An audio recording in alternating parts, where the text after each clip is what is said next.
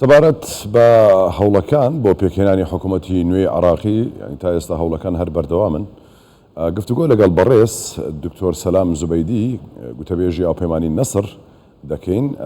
دکتۆر سڵاوت لێبێت هەر بۆ داخلبوون لە پرسیارەکە، ینی ئەوە بزوتنەوەی ئیمتیدادیش لە چوارچەوەی هەماهەنگی کشایەوە سەدریش لە ولاوەداوی هەڵبژارنی پێشوەختە دەکات. کەواتە چۆن حکوومەتی عراقی پێک دەهێنرێت، چ دەکرێت، چێ بەشداری دەکات؟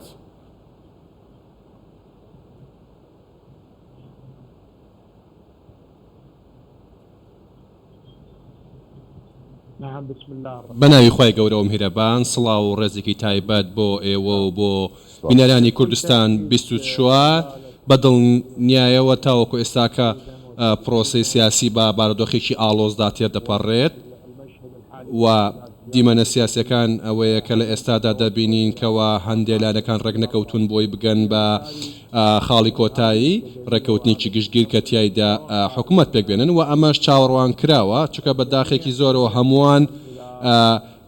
هەموو لایەنە سیاسەکان بەبێ جیاوازی نەگەڕاونەتەوە بۆ زمانی دیالۆگ و گفتگۆکردن و عەقڵ. هەموو لایەنە سیاسەکان بەبێ جیاوازی هیچ سازشێکیان ئەنجام نەداوە لە پێناوی بەرژەوەندەی نیشتیماندا. ئەمەش وای کردووە کە هەر لایەنێک پابند بێ بە بۆچوونی خۆیەوە و بارودۆخەکە ئاڵۆزتر بێت. بۆیە قۆناغی داهاتوو پێویستی بە چییە؟ پێویستی بە تێگەیشتێکی زیاتر هەیە، چکە بارودۆخەکە ئاڵازە و قورسە، ئاسانیە گەیشتن بەڕێکەوتن و دەبێت دەست پێشخەری نیشتیمانی هەبێت، دەبێت لە ئاستی بە پرسیارەتیدا هەموو لایەنەکان هەوڵ بدەن بگەن بەڕێکەوتن.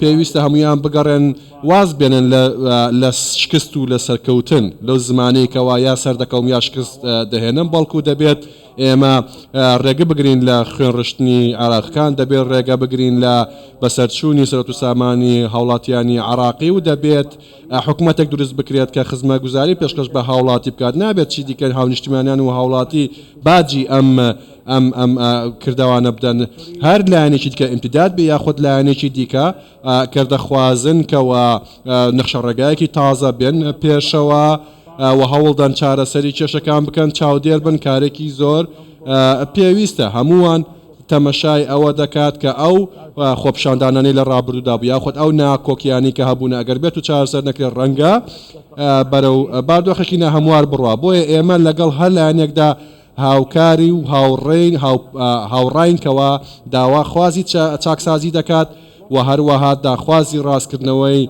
پرۆسی حکمڕانیکردن دەکات و دەوێتی خزمەتی ئەم وڵاتە بکات کە خزمەتی دەوڵەتە. بەڵام ئەگەر ئامانجەکە لە کشانەوە و لە خۆپشاندان بریتی بێت لەوەی کەوا تۆ ئاڵۆزی دروست بکەی، ئەمە شتێکی ڕەتکراوەیە، چونکە دەبێت هەموو لایەن دەکەن هیچ لایەنێکی دیکە لە چوارچەوەی هەماهەنگی ئۆپۆزیسیۆن بوون هەڵبژێرێت بۆ نمونە وەکو ئیمتیداد.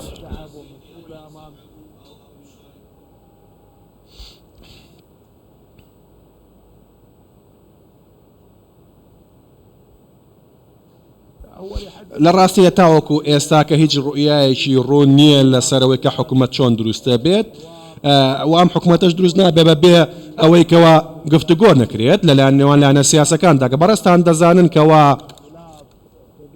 جیاوازێکی یەکجار زۆر هەیە لە نێوان چوارچەوەی هەماهەنگی و ڕەوتی سەدر و ئەمەش قەیرانێکی گەورەی دروست کردووە لە عێراقدا. بۆیە هەر هەنگاوێک دەکە دەهاوێژێ بۆ دروستکردنی حکوومەت پێ هەر لایەنێک بێت، چە چوارچەوەی هەماهەنگی بێت چ ڕەوتی سەدر بێت، دەبێت لەسەر بنەمای ڕێکەوتن بێت. نابێت لایەنێک ئیرادەی خۆی فەرز بکا بەسەر لایەنێکی دیکەدا، بەڵکو دەبێت هەمووان بەیەکەوە هەوڵ بدەن کە بە زمانی دیالۆگ بکەن بە ڕێکەوتن. بەدەر لەما بەدڵنیایەوە کێشەکان بەردەوام دەبن. بۆ هەروەمە ڕاستە بۆ پێکاتی کورد و کۆکو برا وەک پێکاتی سونەکانش دەبێت هەمووان پێکەوە دەست بکەن بە گفتوگۆکردن و بەشدار بن پێیەکەوە تاوەکو هەنگاوی داهاتوو هەنگاوی جوڵانیانە بێت. هەمە فاسی دەکەین. دکتۆر سەلام زوبەیدی گوتەبێژی ئاوپەیمانی نەسر، سپاس.